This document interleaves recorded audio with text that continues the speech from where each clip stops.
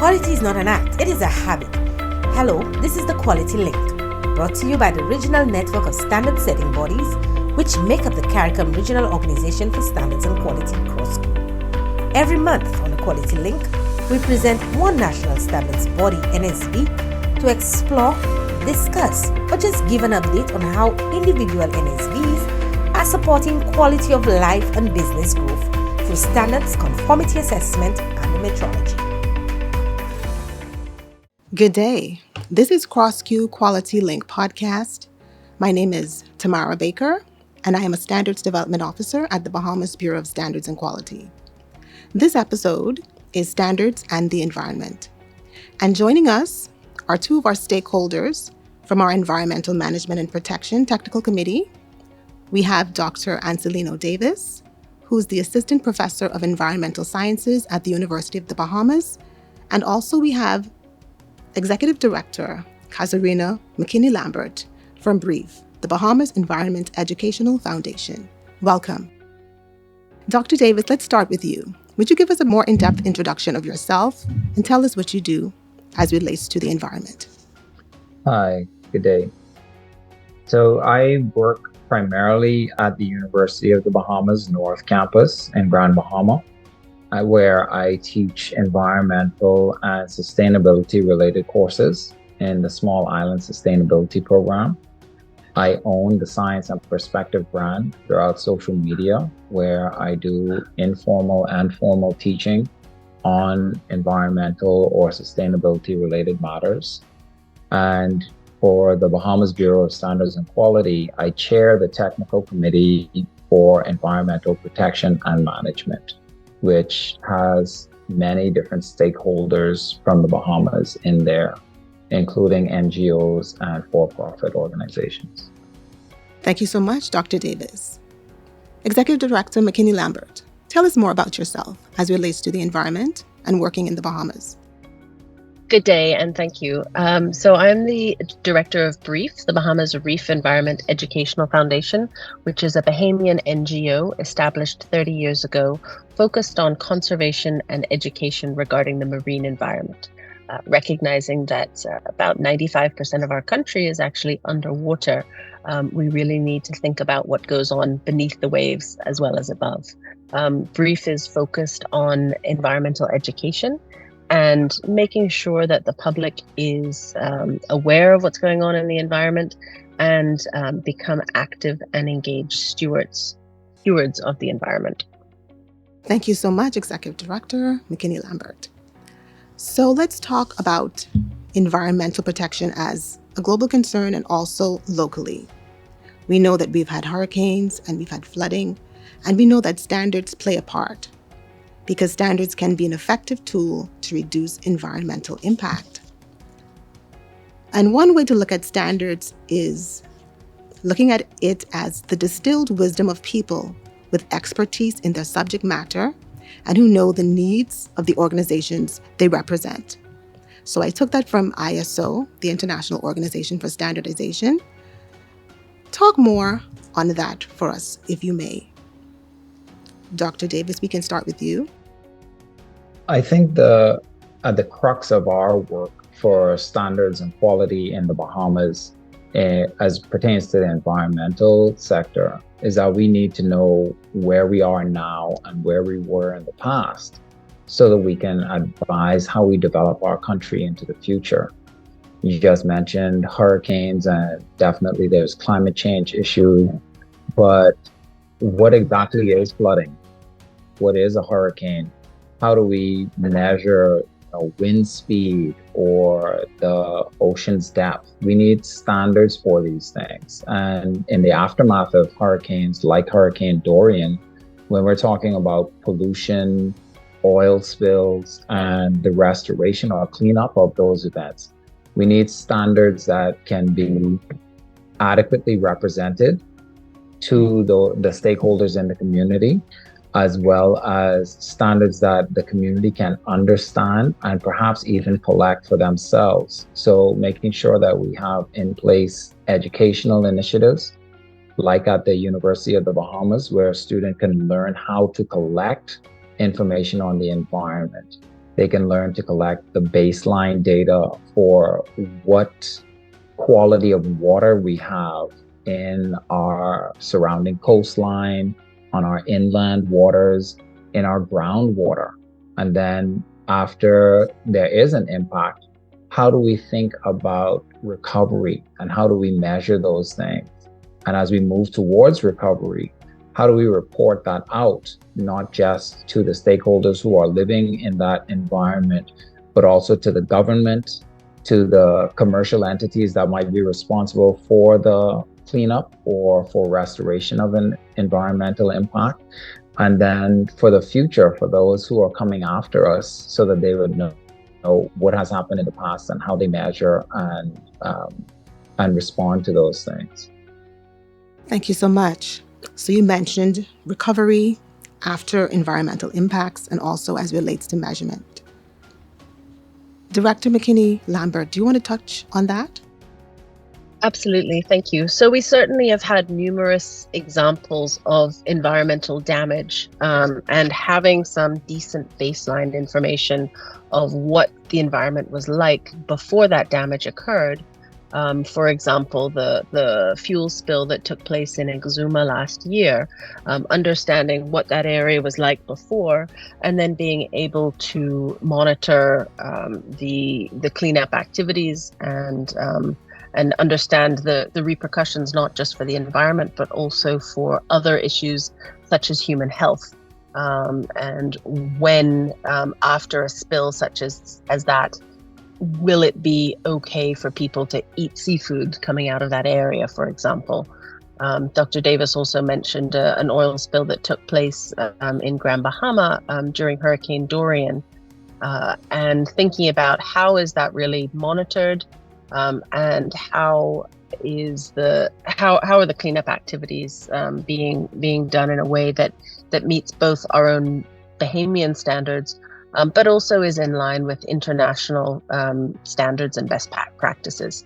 We have a number of companies working in the Bahamas that are headquartered outside of the country, and we certainly feel that they should be meeting and exceeding both our Bahamian standards and the standards from their home country. Thank you so much. So let's kind of segue into, I noticed that both of you are in the education field. And my question is, do you foresee a great interest in environmental protection going forward into the future? And how does education play a role in that? Well, most definitely, we have an environmental science program, marine science program, and the Small Island Sustainability program at the University of the Bahamas. I think there is a growing interest in Bahamians to get advanced degrees, to participate in education at the University of the Bahamas, at BAMSI, and the numerous international universities that are here in the Bahamas or have a presence here. There's also a greater respect in the international community for Bahamian capacity development and educational support, so that when they have a business in our country, it can be led and managed by Bahamian experts in our country. And I think that is shifting in the direction that we soon should not have to expect for a Bahamian to leave our country to study our country. And that's been a sad fact of the past. People would have to go to another university and then they would come home to do their research and may or may not actually end up living here in the future. But now we have a greater capacity to deliver on those educational promises as the University of the Bahamas moves toward full accreditation for our programs. And also, as our Prime Minister is now on the world stage talking about environmental issues, climate change, carbon credits, we now are putting ourselves in a position where we need to have Bahamian environmental managers who know what the lingo is, who know what the measurements are and how to collect those and how to follow international guidelines and standards for collecting that information and reporting it to these major international funding agencies who really will not take anything below a certain standard. So we have to move there. Okay, before we talk more about standards, Director McKinney-Lambert, did you want to give some comment on that, about having Bahamian environmental managers, or just talk more on the educational aspect, and then we can tie it together? Yes, and I think there really are a lot of young Bahamians who are interested in the environment, who want to pursue careers connected to the environment. And I'll just mention that we have growing capacity here, right home in the Bahamas. So when BREEF first started holding teacher training workshops, the very first workshop was actually sending a group of Bahamian teachers to a university in the US. And by the second year, we realized that actually we have an incredible underwater living outdoor classroom, and it's much more engaging and actually much more effective in the end to do our training right here at home. So far we've trained over 800 teachers around the country who have had a chance to learn through engaging with our own natural environment right here in the Bahamas. And we're seeing students from across the country who are interested, who are engaged in the Eco Schools program, who are taking part in the BEST program, which is a collaboration between BREEF and the Island School. It's the Bahamas Environmental Stewards Scholars Program. And many of them have gone on to pursue further education at the University of the Bahamas or elsewhere, and are actively engaged in careers in the environment. So I think there are certainly many more opportunities for Bahamians now than there were when Dr. Davis and I were at school. And it really is a growing field, and an exciting field for people to get involved in. It is so great to see that in this growing field, that there are so many in the Bahamas that are actively engaging with our natural environment. Dr. Davis, you've been working with our technical committee, and we have developed standards in environmental management systems, environmental labeling, and other environmental standards. Talk more about the work that you've been doing with the committee and some of the projects that are underway. I think some of the most interesting parts of the work so far has been really to engage with the different stakeholders in the environmental sector, because I come from a history of working with NGOs and academia. And on the NGO side, most of us were very, very adamant about protecting what we have so that our children and future generations can experience the beauty of the Bahamas and the environment that we have. With the technical committee, we also have stakeholders from corporate groups and industry who are bringing products into the country or making products in the country. Some who are just shipping or distributing some of these products. And with the labeling, for example, being able to make explicit standards for what certain types of environmental labels mean, that's not just for us to protect our environment. When someone says they're bringing a certain chemical in a package, you want to know that it is that chemical that they're bringing, and you want to know what the risks and hazards of that chemical are for the environment and for Bahamians. But from the market side of things, you cannot have a healthy economy if you have a lack of standards, so that two people who have the same label on their package are not committed to the same standard. And that is where I think we still have a lot of work to do, but it's been really encouraging, the work that we have been able to put forth to make sure that when someone says a package is recycled or made from recycled material, what does that mean? Or when someone says that a product is made from naturally occurring elements, what does that mean? Or just saying, where did the product come from? Those things are all very important. And in our country, we still have a lot of work to do in terms of those standards just for labeling of things. And we are working on other standards related to things like greenhouse gas emissions, carbon management. And these standards are going to be fundamental to us being able to implement some of the new laws, the legislation that we have, such as the carbon markets and carbon credits legislation, the Department of Environmental Planning and Protection Act. That in and of itself actually establishes legislation and guidelines for creating environmental baselines. So if we didn't have our technical committee saying, how do we collect those data for those baselines, we would not be able to meet the needs of those laws. We would not be able to support industry and the economy. We would not be able to protect Bahamian people in the way that we should. Yes, Dr. Davids, it is so vital that we protect what we have, and it's important to have that buy-in so that we can create the standards that support the legislation. And so I want to address this question to Director McKinney-Lambert. What more can we do then as the Bahamas Bureau of Standards and Quality working with you, one of our key stakeholders, and also other stakeholders in the country? I think there are a lot of opportunities to think about how we live in our archipelago, how we live now, how we lived in the past, and how we will live in the future, given that we live in such a low-lying, hurricane-prone area.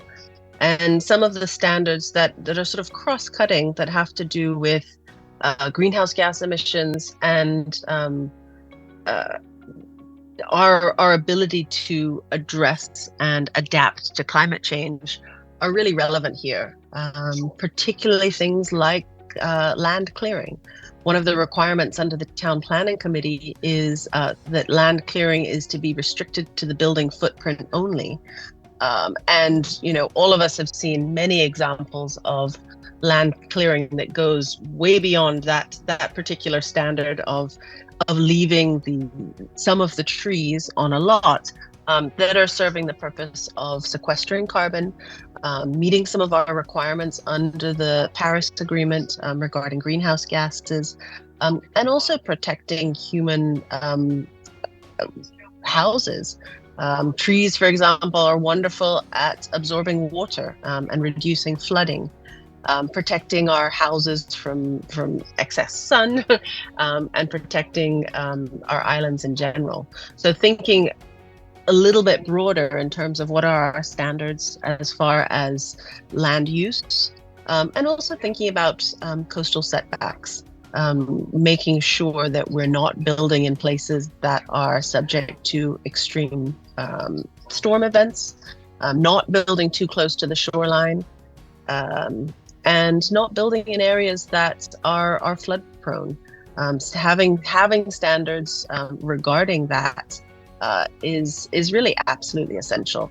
We see numerous examples of subdivisions being built in wetland areas that if they're not flooded now, given that the sea level is rising, will be flooded in the future and will negatively impact livelihoods then. These are some valid points. And the onus is on us to make note that we address these priority areas as we continue our work. This conversation has been very enriching, and it's definitely so much more we can get into. But as our time is short, we hope that we can forge ahead with the work.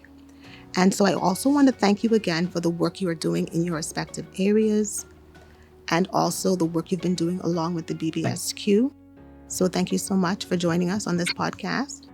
Thank you very much for having us today. And I'd like to encourage all the stakeholders in the different communities to reach out to the BBSQ to establish their own technical committee if they need for their industry, as well as those who are in the environmental sector or feel that they're being affected by environmental standards to reach out to us so that they can join our technical committee, and to look out for offerings from your educational institutions related to standards and technical committees.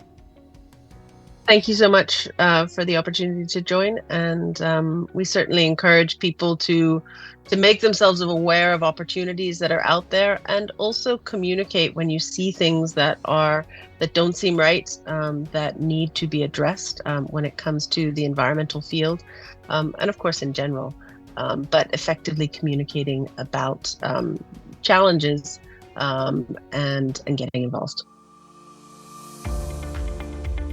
This has been a production of the CrossQ's Marketing, Information, Knowledge Management and Education Technical Committee. Remember to subscribe and see you next time on The Quality Link.